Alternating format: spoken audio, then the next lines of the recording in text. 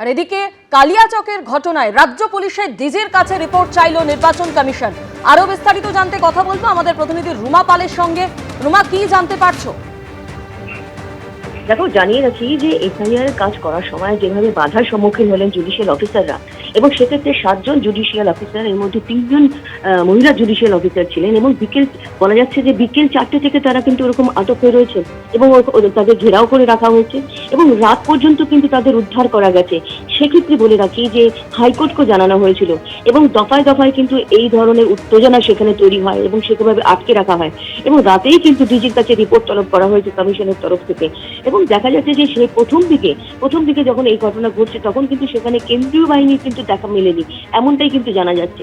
এবং সেক্ষেত্রে জুডিশিয়াল অফিসাররা কিন্তু এর আগেও কিন্তু এই ভয়ের বাতাবরণ তৈরি হচ্ছে বা ভয়ের এই ধরনের হতে পারে এরকমটা কিন্তু আশঙ্কা প্রকাশ করেছিলেন। সেক্ষেত্রে প্রথম দিকে দেখা গেছিল যে হাইকোর্টে যখন বৈঠক হয়েছিল আলাদা করে কিন্তু সিকিউরিটি নিয়ে বৈঠক হয়েছিল, তারপরে কিন্তু দেখা যাচ্ছে যে দফায় দফায় কিন্তু এই ধরনের ঘটনা সামনে আসছে। 3-4 দিন আগেও কিন্তু একটা ঘটনা কোচবিহার থেকে সামনে এসেছিল, যে হুমকি বিষয়টা সামনে এসেছিল। এবার দেখা যাচ্ছে একেবারে উত্তপ্ত জনতা, একেবারে উত্তপ্ত পরিস্থিতি, যেখানে কিন্তু 7 জন জুডিশিয়াল অফিসার 4টে থেকে আটকে, এমনও জানা গেছে যে তাদের কাছে জল ছিল না এবং তারা খুব অসুবিধার মধ্যে পড়েছিলেন।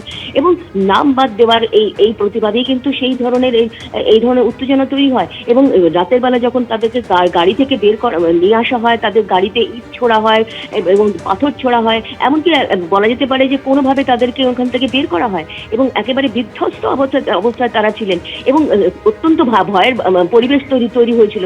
সেভাবে কিন্তু চারিদিক ঘিরে রাখা হয়েছিল বিডিও অফিসে। এবং সব থেকে বড় কথা হচ্ছে যে রিপোর্ট তলব করা হয়েছে, কিন্তু এটাও ঠিক যে জুডিশিয়াল অফিসারদের যে সুরক্ষা, সেটা নিয়ে কিন্তু প্রশ্নের সম্মুখীন হয়ে যেতে হচ্ছে এই ধরনের ঘটনার পরিপ্রেক্ষিতে। ধন্যবাদ। কালিয়াচকে যে ভয়ানক ঘটনা গতকাল ঘটে, নামবাদের প্রতিবাদ, তাতেই কিন্তু এলাকাবাসী তারা ক্ষিপ্ত হয়ে ওঠেন। একেবারে 2 নম্বর বিডিও অফিসে আটকে রাখা হয় জুডিশিয়াল অফিসারদের। 3 জন মহিলা সহ মোট 7 জন জুডিশিয়াল অফিসার ছিলেন, যাদের দিনভর আটকে রাখা হয়। এমনকি রাত্রে যখন কেন্দ্রীয় বাহিনী তাদের বের করে আনার চেষ্টা করে, তখনও তাদের গাড়ি লক্ষ্য করে ইট পাটকেল ছোড়া হয়, এমনটাই অভিযোগ। একেবারে বাঁশ ফেলে রাস্তা আটকানোর চেষ্টাও করেন স্থানীয় বাসিন্দারা। জুডিশিয়াল অফিসাররা রীতিমতো আতঙ্কে চিৎকার করতে থাকেন। Suffered accident. Please communicate it to register, sir. Our pilot is no more there. Our pilot car has suffered accident due to these hurdles. Our pilot is no more there.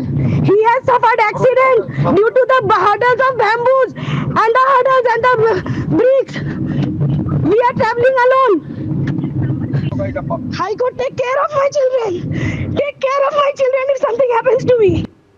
পশ্চিমবঙ্গে SIR প্রক্রিয়ার সঙ্গে বিচার বিভাগকে যুক্ত করার সিদ্ধান্ত নিয়েছিল সর্বোচ্চ আদালত। তাদের পরামর্শেই কিন্তু কলকাতা হাইকোর্ট এই জুডিশিয়াল অফিসারদের নিয়োগ করেছিলেন। এই জুডিশিয়াল অফিসারদের সমস্ত রকমের নিরাপত্তা এবং সুযোগ সুবিধা নিশ্চিত করতে হবে রাজ্য সরকারকে, আগেই কিন্তু স্পষ্ট নির্দেশ দিয়েছিল সর্বোচ্চ আদালত। গত 10ই মার্চ সুপ্রিম কোর্টে শুনানিতে প্রধান বিচারপতি সূর্যকান্ত বলেন, জুডিশিয়াল অফিসারদের নিয়ে কোনো প্রশ্ন তুলবেন না। জুডিশিয়াল অফিসার কাউকে অবৈধ ভোটার মনে করলে তিনি ভোট দিতে পারবেন না। কিন্তু তারপরও দেখা গেল গতকালের ঘটনা, যেখানে ইতিমধ্যে সাপ্লিমেন্টারি লিস্ট থেকে নাম বাদ গিয়েছে। এর প্রতিবাদে স্থানীয় মানুষজন এই জুডিশিয়াল অফিসারদের ওপরে রীতিমতো চড়াও হলেন। একে তো তাদের বিডিও অফিসে দিনভর বন্ধ করে রাখা হলো, তারা জল পাননি, খাবার পাননি, এমন অভিযোগ। এবং যখন কেন্দ্রীয় বাহিনী তাদেরকে বের করে আনার চেষ্টা করছে, তখনও কিন্তু একেবারে সামনে রয়েছেন মহিলারা, স্থানীয় বাসিন্দারা, তারা ঘিরে ধরেন এবং ইট পাটকেল ছুটতে শুরু করেন এই জুডিশিয়াল অফিসারদের গাড়ি লক্ষ্য করে।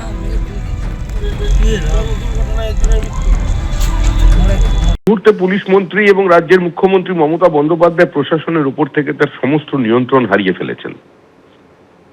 পশ্চিমবঙ্গের বিভিন্ন জায়গায় কার্যত সমাজ বিরোধীদের মুক্তাঞ্চলে পরিণত হয়েছে।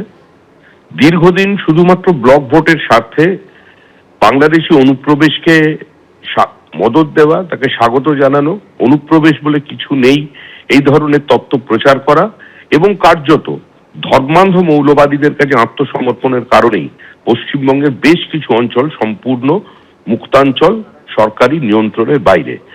এবং বিভিন্ন জায়গায় বেছে বেছে গণনা কেন্দ্র এমন জায়গায় ফেলা হয় যেখানে অন্য কোনো প্রার্থীরা প্রবেশ করতে পারবে না। বিচারপতিরা আগে মোথাবাড়ির ওখান থেকে সরিয়ে সেটাকে ডিএম অফিসে নিয়ে আসতে চেয়েছিলেন এবং কেন তাদের অনুরোধটা রাখা হলো না? তারা আগে থেকেই পরিস্থিতি থেকে আশঙ্কা করেছিলেন।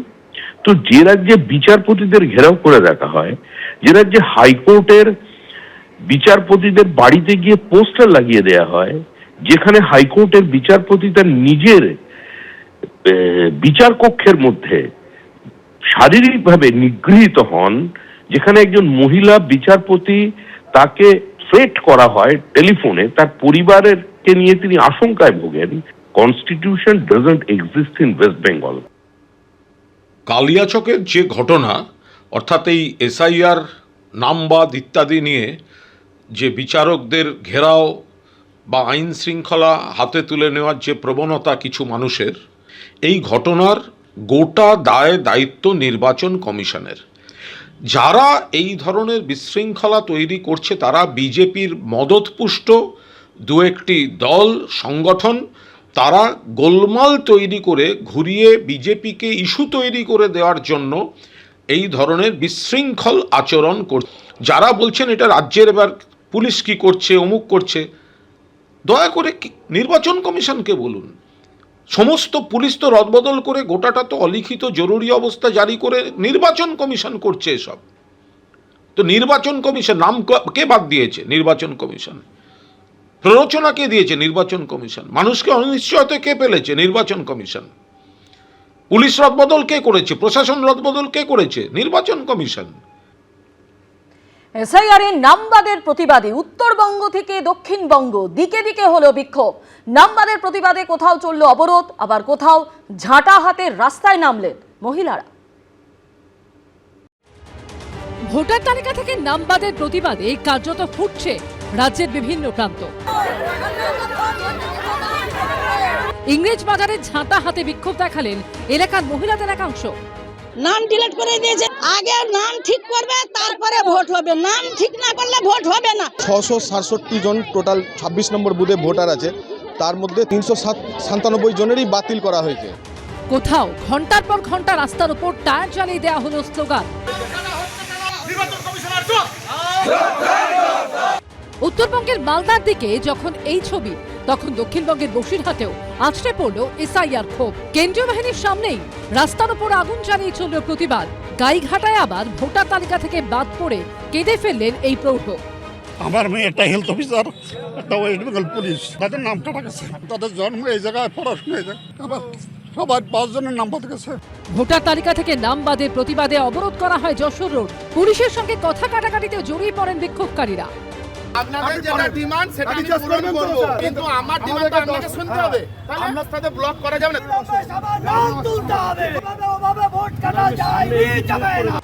এসআইআর বিক্ষোভের জেরে অগ্নিগর্ভ হয়ে ওঠে দক্ষিণ 24 পরগনার কাকদ্বীপ। বিজেপি সরকারের চক্রান্তে কেন এই নির্বাচন কমিশনার আমাদেরকে বাদ দিল? আমরা এই রামগোপালপুরের স্থায়ী বাসিন্দা, আমাদের যদি ভোটাধিকার কেড়ে নেওয়া হয়েছে। কমিশন সূত্রে খবর, বুধবার পর্যন্ত 47 লক্ষ বিবেচনাধীনে নিষ্পত্তি করা হয়েছে। সোমক লাহিড়ী, সমীরণ পাল ও গৌতম মণ্ডলের রিপোর্ট, এবিপি আনন্দ। এবিপি আনন্দ, এগিয়ে থাকে, এগিয়ে রাখে।